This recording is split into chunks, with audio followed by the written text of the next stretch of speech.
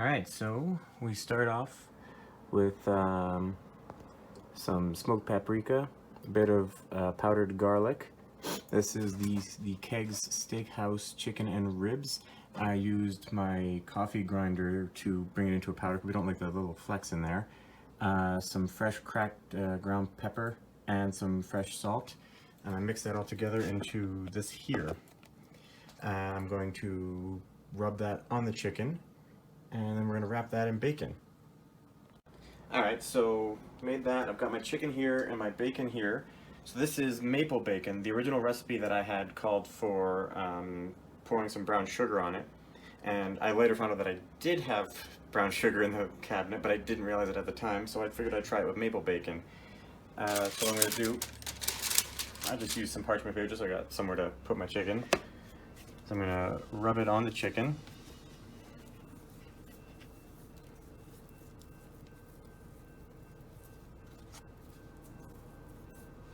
And then I'm going to wrap 3 slices of bacon around that chicken.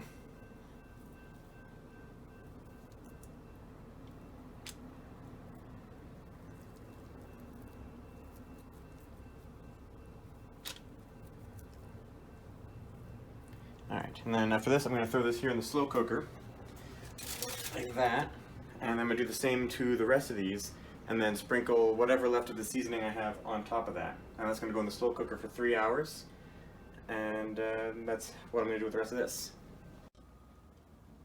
Alright, movie magic. It has been 3 hours. I just took them out of the slow cooker, so I'm going to throw them into the oven on broil for 2 minutes each side.